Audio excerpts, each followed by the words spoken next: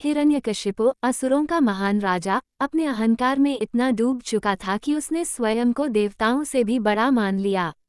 सोने के सिंहासन पर बैठा वह अपनी प्रजा को आतंकित करता था।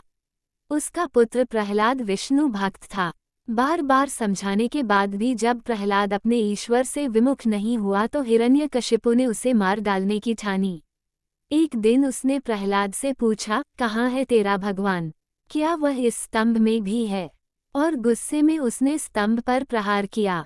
अचानक महल का स्तंभ फट पड़ा और उसमें से प्रकट हुए नरसिंह, आधा नर और आधा सिंह। उनके नेत्र अग्नि समान लाल थे और उनका गर्जन ब्रह्मांड को कंपा देने वाला। नरसिंह ने हिरण्यकशिपु को पकड़कर महल के द्वार पर पटक दिया। संध्या का समय था और चारों ओर रक्तिम आभा छा गई। उन्होंने अपने तेज नखों से उस दैत्य का अंत कर दिया, परंतु क्रोध से भरे नरसिंह शांत नहीं हुए। उनका विकराल रूप इतना भयानक था कि देवता और ऋषि तक भयभीत होकर छिप गए। धरती कांप उठी, वृक्ष गिरने लगे और वातावरण में दहशत छा गई। सृष्टि के संतुलन के लिए देवताओं ने कैलाश पर्वत का रुख किया। हिमालय की शांति में चांदनी रात के बीच वे भगवान शिव के चरणों में गिरे। ब्रह्मा और विष्णु ने भी विनती की, हे महादेव, केवल आप ही इस विकराल रूप को शांत कर सकते हैं। महादेव ने ध्यान से नेत्र खोले। उनके तीसरे नेत्र से अग्नि और प्रकाश की ज्वाला निकली। जटाओं से बिजली और बादल प्रकट हुए।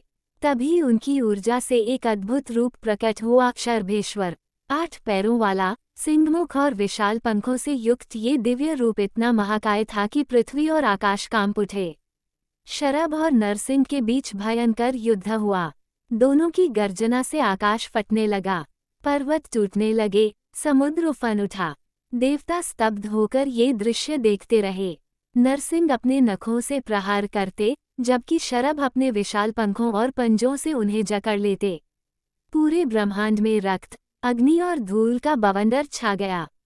अंततः शरभ की करुणा भरी दृष्टि और शिव की दिव्य ऊर्जा ने नरसिंह के क्रोध को शांत किया। उनका विकराल रूप धीरे धीरे नर्म हुआ और वे पुनः विष्णु रूप में प्रकट हुए। देवताओं ने प्रसन्न होकर पुष्पों की वर्षा की। शिव भी अपने शरभ रूप से पुनः अपने मूल स्वरूप में लौट आए।